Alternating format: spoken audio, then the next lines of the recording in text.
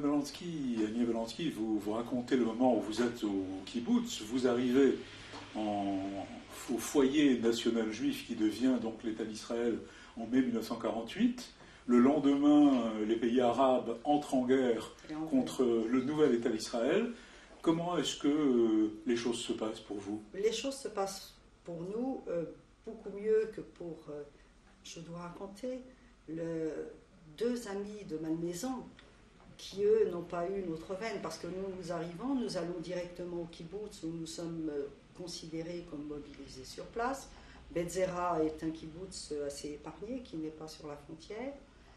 Mais deux amis de Malmaison, dont l'un déporté, nous avons eu quelques garçons déportés qui sont arrivés à Malmaison, et l'un d'eux est parti tout de suite en Israël, tout de suite, à l'armée, et meurt le jour de son arrivée. Un autre ami aussi, un Français. Vous vous souvenez de son nom? Non, ça ne me revient pas tout de suite, ça me reviendra peut-être tout à l'heure. Et un autre ami, un Français, qui lui aussi n'a pas notre chance, s'en va quelque temps avant nous, directement mobilisé, et meurt aussi. Ce sont nos amis de Malmaison qui n'ont pas eu notre chance, parce que nous sommes dirigés sur un kibbutz, nous travaillons certes dur, mais le front n'est pas là. Donc nous restons 2 ans dans ce kibbutz, la guerre s'arrête, l'État d'Israël est proclamé. Nous sommes dans ce kibbutz, les gens du kibbutz se sont faits aux Français, ne veulent plus nous laisser partir, mais nous n'avons qu'un désir, c'est d'aller fonder un kibbutz de Français. Alors au début, la discussion est âpre pour savoir dans quel endroit on allait mettre ces Français.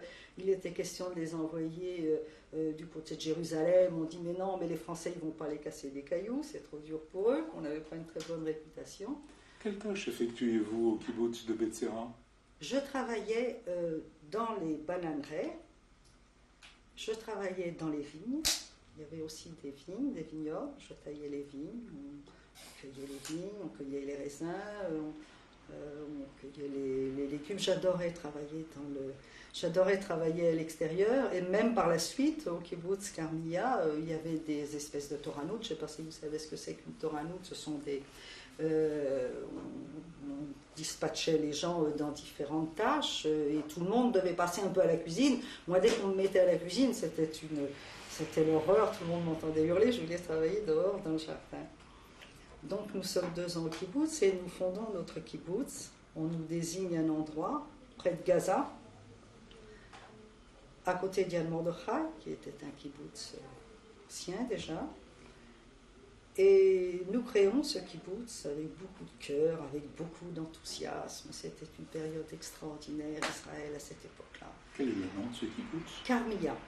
Karmia. Ce kibbutz, ça existe toujours aujourd'hui, mais les membres du kibbutz ont changé. Alors, avec qui l'avez-vous fondé, ce kibbutz Karmia? Alors, nous sommes donc ce groupe de Français. Combien de personnes?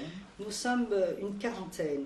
La plupart des enfants de Malmaison qui sont montés en Israël se retrouvent dans ce kibbutz. Et il y a un groupe de Tunisiens, de jeunes Tunisiens qui se joint à nous, déjà au kibbutz Betzera, pour fonder ce kibbutz. Et nous sommes une quarantaine au moment de la fondation de ce kibbutz. En 1950 ? En 1950, très exactement. Nous fondons ce kibbutz pendant 2 ans, c'était toute notre vie, tout notre espoir, on employait les méthodes les plus modernes, on avait des agronomes, des gens qui avaient travaillé dans l'agronomie. Qu'est-ce que vous y faisiez? Quelle était la vocation de Karmia?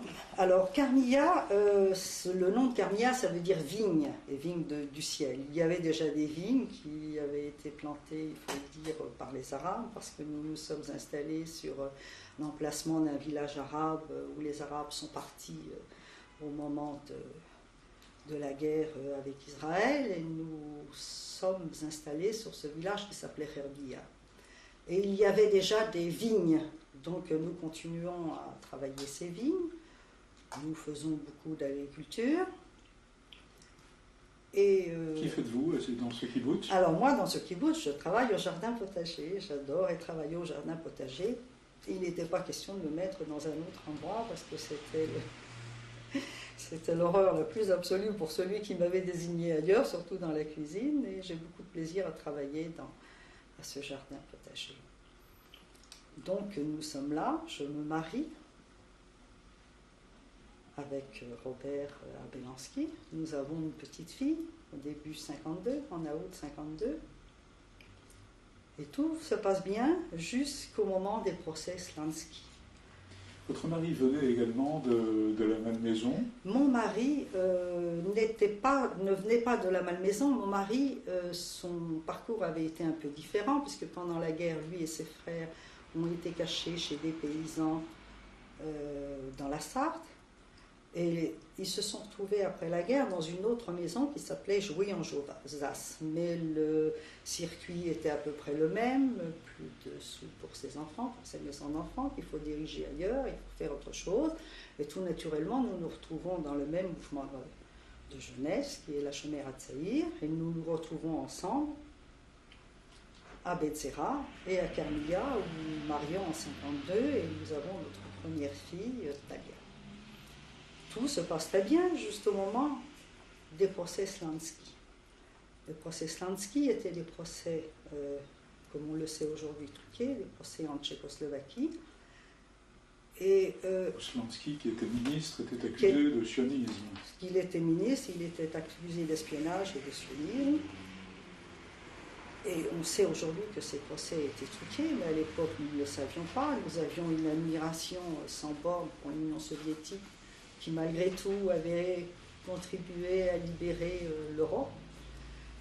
Avec quelle mort, quel nombre de... avec quel désastre aussi. Donc nous avions une admiration sans borne pour Staline et pour l'Union soviétique. Carmilla, c'était un kibbutz. C'était un kibbutz de la Shomerat Tzahir, mais la Shomerat Tzahir disait, mais ces procès Slansky ne sont pas de vrais procès, parce qu'il y avait un membre de la Shomerat Tzahir aussi qui avait été accusé d'espionnage au cours de ces procès, et les gens de la Shomerat Tzahir disaient, mais c'est pas vrai, ce type-là on le connaît depuis des années, on sait qu'il n'a jamais fait d'espionnage, c'est pas vrai. Et nous étions assez politisés à l'époque, encore plus à gauche que la Shomerat Tzahir, en disant que ces procès Slansky et les procès russes, tous les procès de l'époque ne pouvaient pas être de faux procès, c'était pas possible. Et nous ne pouvons continuer à vivre ensemble. Parce qu'à l'époque, il fallait avoir la même communion d'idées. Vous voulez parler des membres du kibbutz? Les membres du kibbutz, on ne peut pas. Il y avait évidemment les dirigeants qui poussaient un peu à ce que le kibbutz se scinde, de renvoyer ces têtes brûlées du kibbutz, parce qu'on ne peut pas continuer à travailler tout en ayant des idées politiques. Staline ne peut pas avoir tort, et d'autres qui disent qu'il voilà, était possible. nous disons Staline ne peut pas avoir tort, ces procès ne peuvent pas être des procès truqués, c'est pas possible. Et la Shomerat Tzahir disait, mais ces procès sont complètement des procès faux. Dans quel camp vous trouvez-vous?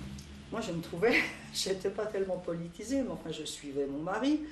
Je me trouvais dans le camp qui disait les procès, Staline ne peut pas se tromper, Staline était un héros pour tout le monde. On dit, mais ces procès ne peuvent pas être des procès truqués, c'est pas possible. Et les membres de la direction de la Shomerat Tzahir disent, mais désolé, mais vous ne pouvez pas penser autrement que les autres, vous ne pouvez pas rester dans ce kibbutz. Et pour nous, c'est une déchirure de sortir de ce kibbutz que nous avions fondé avec tout notre cœur. C'était notre avenir. On ne voyait pas l'avenir autrement que dans ce kibbutz. On avait investi tout ce qu'on avait de jeunesse, tout ce qu'on avait en nous. Et on est obligé de sortir.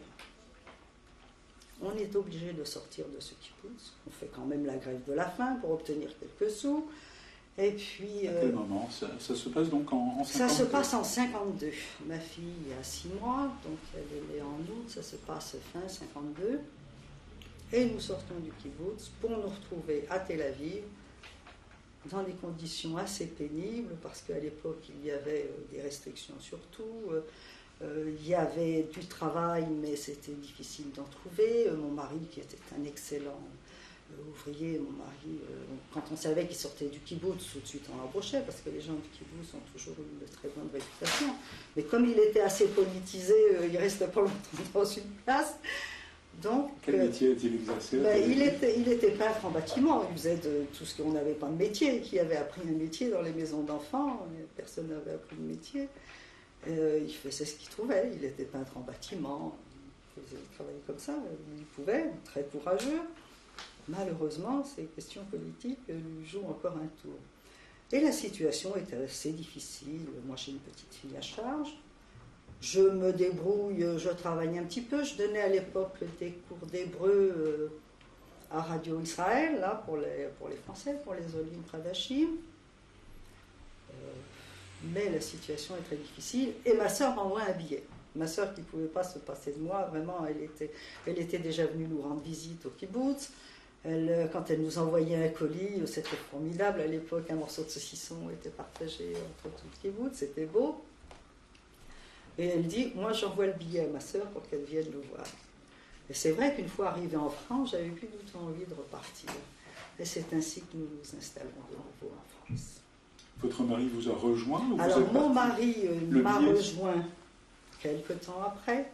Je lui ai dit, c'est comme ça, il faut que tu viennes. Moi je repars pas là-bas. Les situations sont trop dures.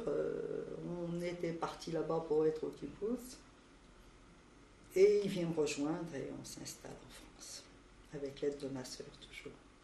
Alors ça se passe en 1953. Ça se passe en 1954. 4. Parce que nous restons quand même plus d'une année à Tel Aviv, à essayer de surnager. On aurait pu se débrouiller peut-être si on avait insisté, parce que tous nos amis qui sont restés là ont eu une situation aujourd'hui assez bonne. Mais ma sœur est toujours là derrière, elle veut récupérer sa petite sœur, et elle m'envoie le billet et elle nous aide beaucoup à nous installer en France. Qui faites-vous à votre arrivée en France en 1954 ? Alors, à mon arrivée en France, j'ai toujours pas de métier, évidemment. Je travaille un peu dans la confection, là, c'est toujours été l'horreur de coudre, mais enfin, il fallait faire ce qu'on pouvait. Et puis, on revient toujours sur les lieux du crime. Je me retrouve à Montreuil, là où je suis née, où j'ai toujours résidé. Je commence par travailler dans les colonies de vacances de la ville de Montreuil. On m'offre un poste de régisseur dans les colonies de vacances, qui est déjà pas mal. Et tout naturellement, je rentre dans les services sociaux de la mairie de Montreuil, où j'ai travaillé durant 40 ans. Et votre époux Alors, mon époux,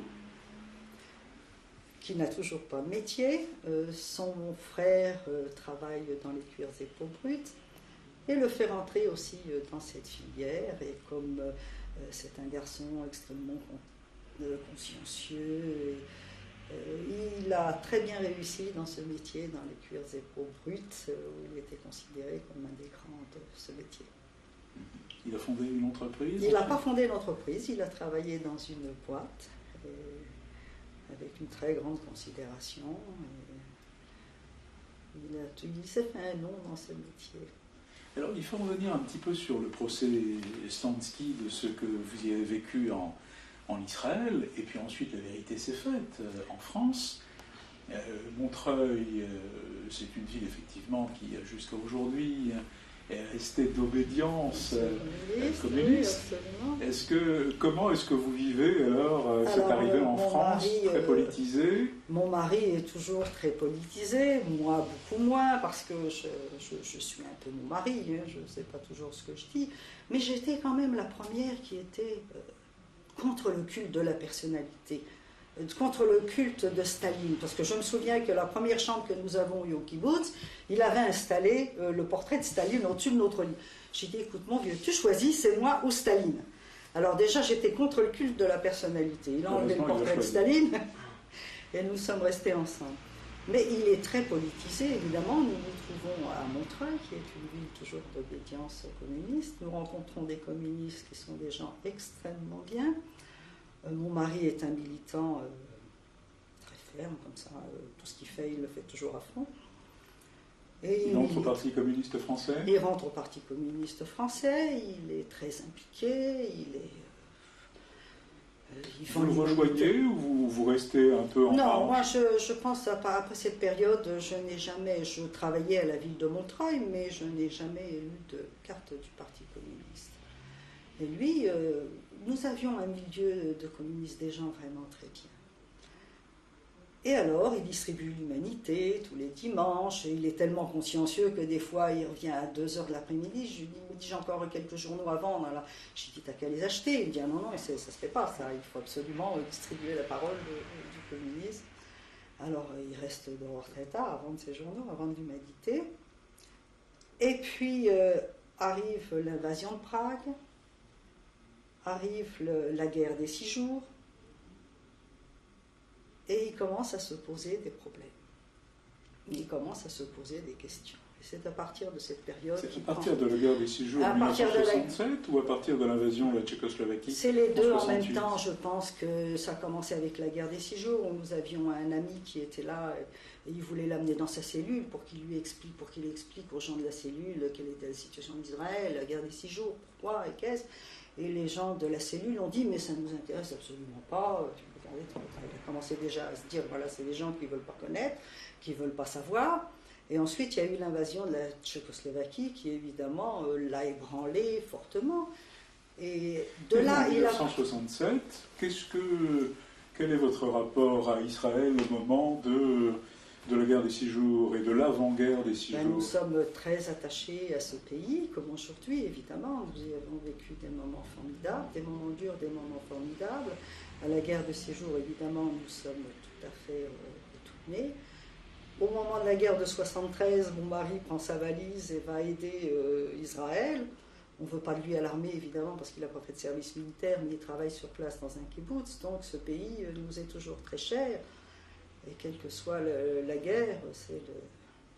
Mais est-ce qu'on peut dire que de 54 à 73, vous qui étiez très, très à gauche, membre du Parti communiste français, votre rapport au judaïsme entre 54 et 67 était complètement éloigné de la tradition juive, du rapport à Israël? Vous étiez fermement attaché? Nous étions aussi dans un kibbutz à Shomer HaTzaïr. Il faut vous dire que c'était un kibbutz pas anticlérical, mais ces kibbutz ne sont pas du tout religieux. De nouveau, sionistes. Ils sont sionistes, mais pas du tout religieux. Même dans ce kibbutz de français, il n'y a jamais de fête, il n'y a jamais rien. Alors déjà à cette période-là, bon, on avait autre chose à faire qu'à penser à la religion. Il fallait construire ce pays, il fallait construire ce kibbutz. Mais nous n'avons aucune religion, je dois dire, encore de nouveau dans ce kibbutz.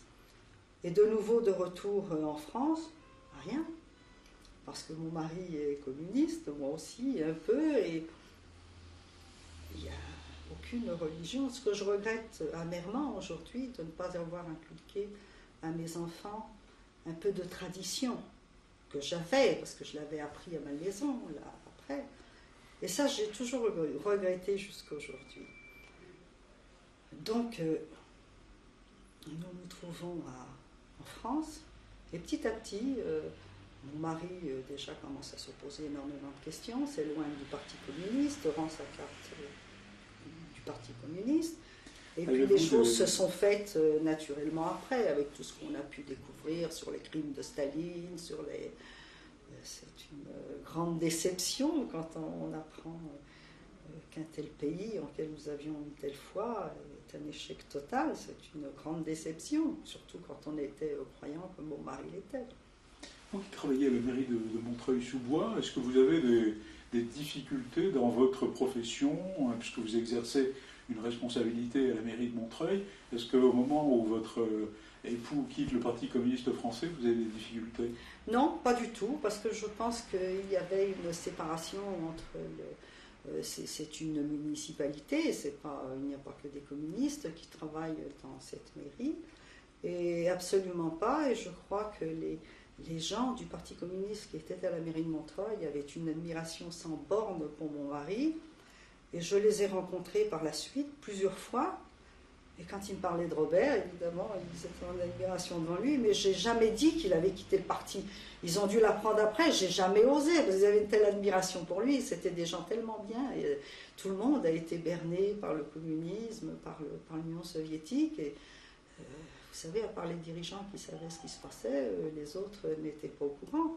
Et j'ai eu une collègue avec laquelle j'ai travaillé dans ce service, qui était une vraie communiste, comme ça, dure et pure. Et jusqu'à la fin, là, je me suis arrêtée de travailler il y a 1 an.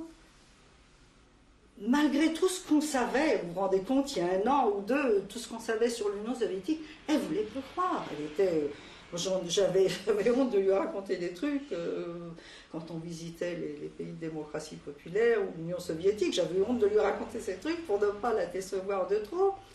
Et il y avait des gens, vraiment, des communistes, qui jusqu'au bout ne veulent pas croire et se cachent les yeux. Et mon amie, là, à la mairie de Montreuil, jusqu'à la fin, je crois que je lui cachais certaines choses. Mais je ne sais pas, elle peut écouter la radio, elle peut écouter n'importe quoi, mais vous faites le tri de ce qui vous intéresse dans les informations. Oui, c'est extraordinaire. Elle évacue tout ce qui lui...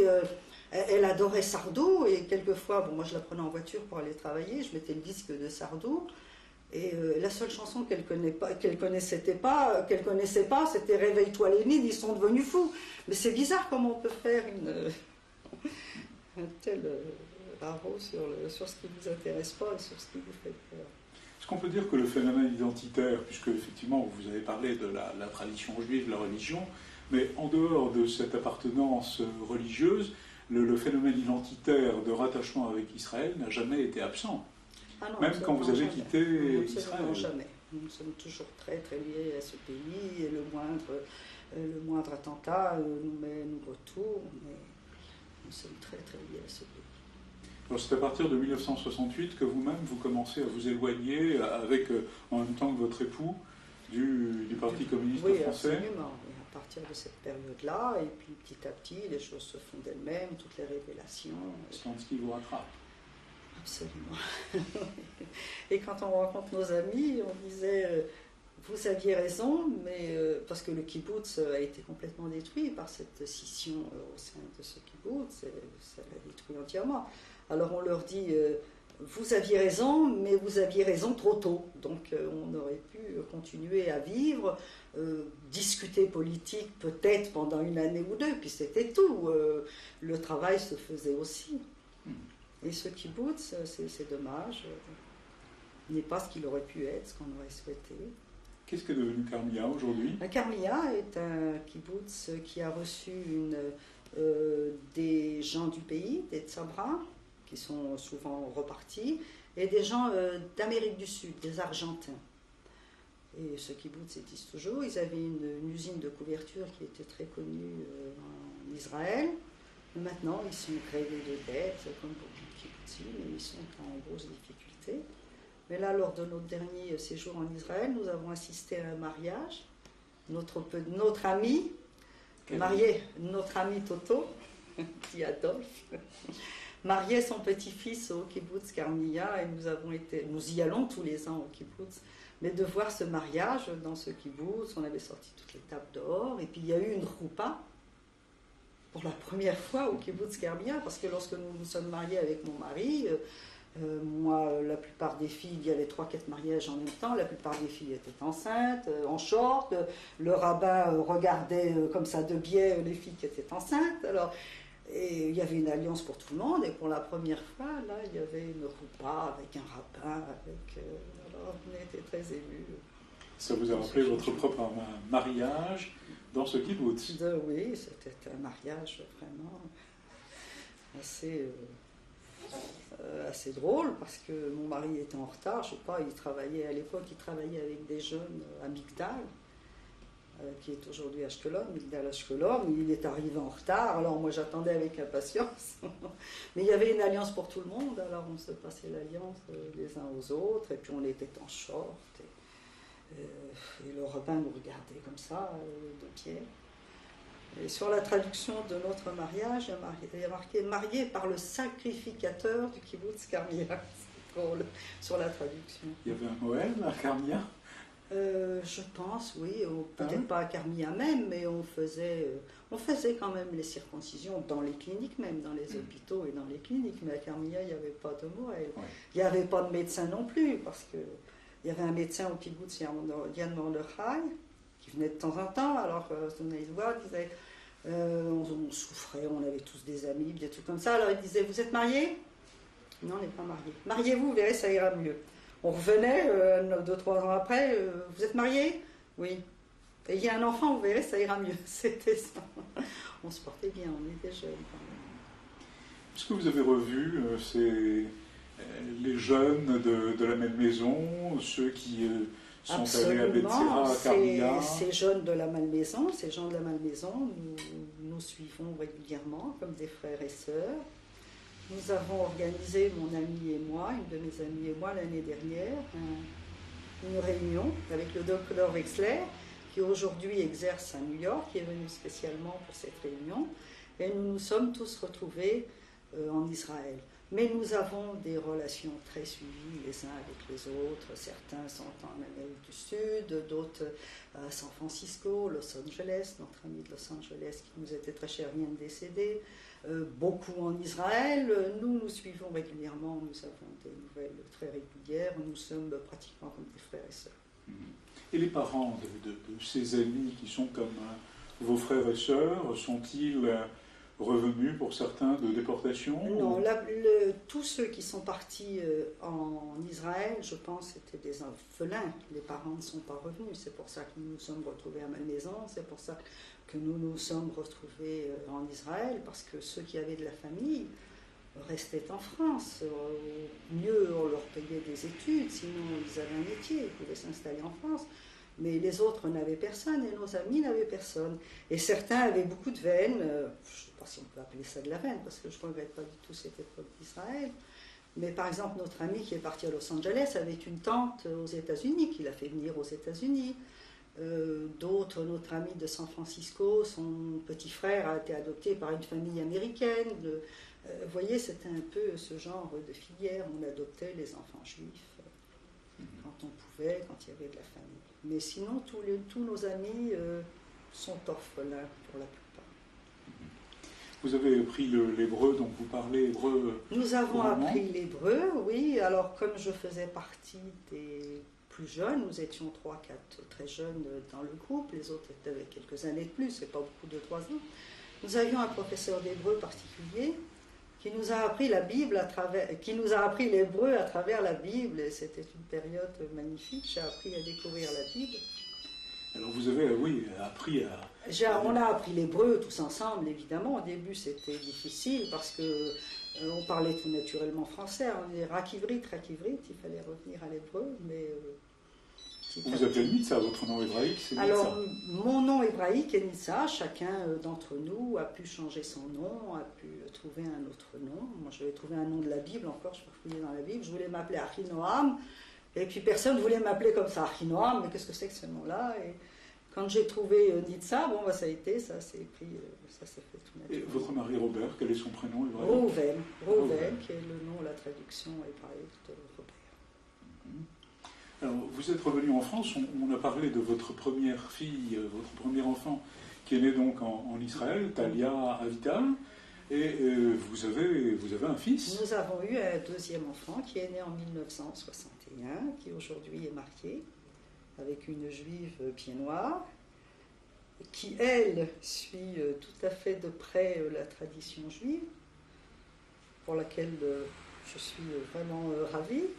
Nous fêtons le vendredi soir, elle allume les bougies, les gosses disent les prières, nous faisons les bar mitzvahs, nous avons fait le bar mitzvah de notre premier petit-fils l'année dernière, et c'est une grande joie de se retrouver, de revivre un peu par cette tradition. C'est une façon aussi de faire revivre vos parents, un peu la mémoire de votre père Samuel et votre mère Sarah. Et ma mère Sarah et surtout mon frère Serge, que j'aimais énormément. Alors nous allons poursuivre et nous allons peut-être appeler votre famille et votre fille qui est venue spécialement de Bretagne. Oui. Nous allons l'appeler et nous allons changer de cassette. Je voulais dire quelques mots en témoignage. Est-ce que je peux dire quelques mots après, oui, nous changeons.